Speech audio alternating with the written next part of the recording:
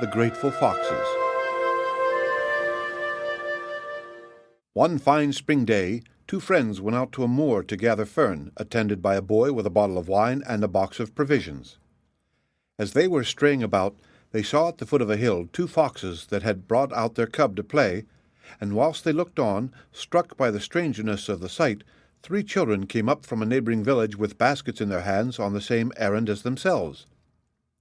As soon as the children saw the foxes, they picked up a bamboo stick and took the creatures stealthily in the rear, and when the old foxes took to flight, they surrounded them and beat them with the stick, so that they ran away as fast as their legs could carry them.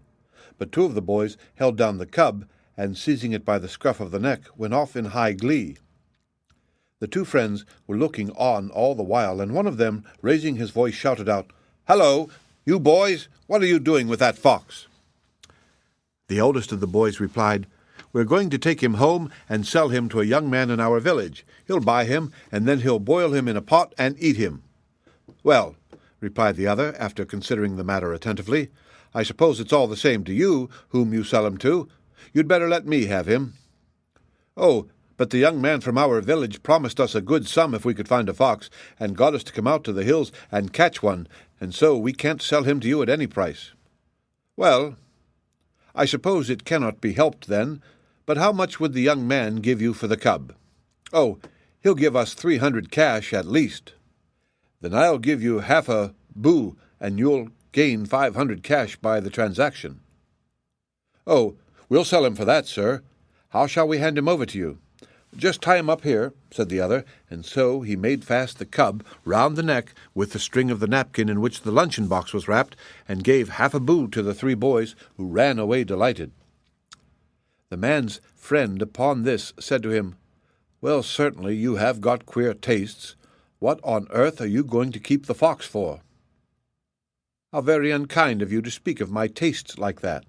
If we had not interfered just now, the fox's cub would have lost its life. If we had not seen the affair, there would have been no help for it. How could I stand by and see life taken? It was but a little I spent, only half a boo to save the cub, but had it cost a fortune, I should not have grudged it. I thought you were intimate enough with me to know my heart, but today you have accused me of being eccentric, and I see how mistaken I have been in you. However, our friendship shall cease from this day forth."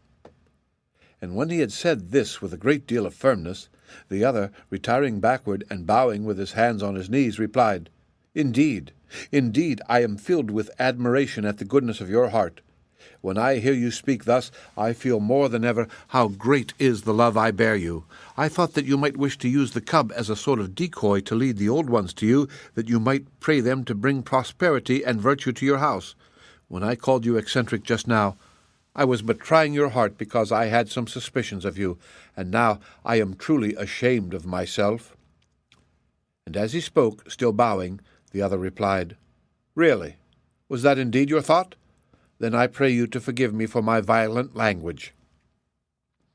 When the two friends had thus become reconciled, they examined the cub and saw that it had a slight wound in its foot and could not walk, and while they were thinking what they should do, they spied out the herb called doctor's nakasi, which was just sprouting. So they rolled up a little of it in their fingers and applied it to the part. Then they pulled out some boiled rice from their luncheon box and offered it to the cub, but it showed no sign of wanting to eat. So they stroked it gently on the back and petted it, and as the pain of the wound seemed to have subsided, they were admiring the properties of the herb, when opposite to them they saw the old foxes sitting, watching them by the side of some stacks of rice straw. "Look there! The old foxes have come back out of fear for their cub's safety. Come, we will set it free." And with these words they untied the string around the cub's neck and turned its head toward the spot where the old foxes sat, and as the wounded foot was no longer painful, with one bound it dashed to its parent's side and licked them all over for joy, while they seemed to bow their thanks, looking toward the two friends. So with peace in their hearts, the latter went off to another place, and, choosing a pretty spot, produced the wine bottle and ate their noonday meal, and after a pleasant day they returned to their homes and became firmer friends than ever. Now the man who had rescued the fox's cub was a tradesman in good circumstances. He had 3 or 4 agents, and 2 maidservants besides men-servants, and altogether he lived in a liberal manner. He was married, and this union had brought him 1 son who had reached his 10th year, but had been attacked by a strange disease which defied all the physician's skill and drugs. At last a famous physician prescribed the liver taken from a live fox, which, as he said, would certainly effect a cure. If that were not forthcoming, the most expensive medicine in the world would not restore the boy to health. When the parents heard this, they were at their wits' end. However, they told the state of the case to a man who lived on the mountains. Even though our child should die for it, they said, we will not ourselves deprive other creatures of their lives. But you, who live among the hills, are sure to hear when your neighbors go out fox hunting. We don't care what price we might have to pay for a fox's liver, but, pray, buy one for us at any expense. So they pressed him to exert himself on their behalf, and he, having promised faithfully to execute the commission, went his way. In the night of the following day there came a messenger who announced himself as coming from the person who had undertaken to procure the fox's liver, so the master of the house went out to see him. I have come from Mr. So-and-so. Last night the fox's liver that you required fell into his hands, so he sent me to bring it to you. With these words the messenger produced a small jar, adding, in a few days he will let you know the price. When he had delivered his message, the master of the house was greatly pleased and said, Indeed, I am deeply grateful for this kindness which will save my son's life. Then the good wife came out and received the jar with every mark of politeness. We must make a present to the messenger. Indeed, sir, I've already been paid for my trouble. Well, at any rate, you must stop the night here. Thank you, sir. I've a relation in the next village whom I have not seen for a long time, and I will pass the night with him. And so he took his leave and went away. The parents lost no time in sending to let the physician know that they had procured the fox's liver. The next day the doctor came and compounded a medicine for the patient, which at once produced a good effect, and there was no little joy in the household. As luck would have it, 3 days after this the man whom they had commissioned to buy the fox's liver came to the house. So the good wife hurried out to meet him and welcome him. How quickly you fulfilled our wishes, and how kind of you to send at once. The doctor prepared the medicine, and now our boy can get up and walk about the room, and it's all owing to your goodness. Wait a bit, cried the guest, who did not know what to make of the joy of the 2 parents. The commission with which you entrusted me about the fox's liver turned out to be a matter of impossibility.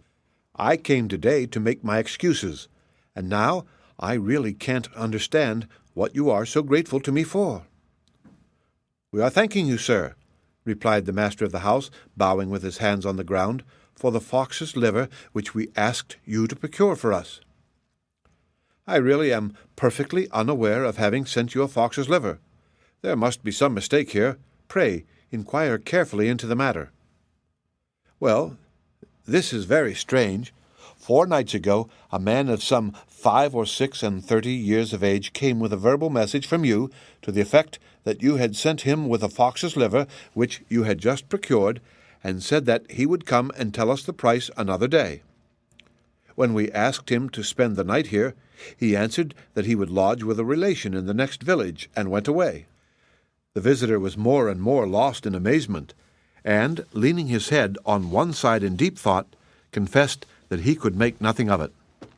As for the husband and wife, they felt quite out of countenance at having thanked a man so warmly for favors of which he denied all knowledge, and so the visitor took his leave and went home. That night there appeared at the pillow of the master of the house a woman of about 31 years of age, who said, I am the fox that lives at such and such a mountain. Last spring, when I was taking out my cub to play, it was carried off by some boys, and only saved by your goodness. The desire to requite this kindness pierced me to the quick. At last, when calamity attacked your house, I thought I might be of use to you. Your son's illness could not be cured without a liver taken from a live fox. So, to repay your kindness, I killed my cub and took out its liver. Then its sire, disguising himself as a messenger, brought it to your house. And as she spoke, the fox shed tears, and the master of the house, wishing to thank her, moved in bed, upon which his wife awoke, and asking him what was the matter, but he too, to her great astonishment, was biting the pillow and weeping bitterly. "Why are you weeping thus?" asked she. At last he sat up in bed and said, "Last spring, when I was out on a pleasure excursion, I was the means of saving the life of a fox's cub, as I told you at that time. The other day I told Mr. So-and-so that, although my son were to die before my eyes, I would not be the means of killing a fox on purpose, but asked him, in case he heard of any hunter killing a fox, to buy it for me. How the foxes came to hear of this I don't know, but the foxes to whom I had shown kindness killed their own cub and took out the liver, and the old dog fox, disguising himself as a messenger from the person to whom we had confided the commission, came here with it. His mate has just been at my pillow-side and told me all about it. Hence it was that, in spite of myself, I was moved to tears." When she heard this, the good wife likewise was blinded by her tears, and for a while they lay lost in thought. But at last, coming to themselves, they lighted the lamp on the shelf on which the family idol stood, and spent the night in reciting prayers and praises, and the next day they published the matter to the household and to their relations and friends. Now, although there are instances of men killing their own children to requite a favor, there is no other example of foxes having done such a thing, so the story became the talk of the whole country. Now, the boy who had recovered through the efficacy of this medicine selected the prettiest spot on the premises to erect a shrine to Inari-sama, the fox god, and offer sacrifice to the 2 old foxes for whom he purchased the highest rank at the court of the Mikado.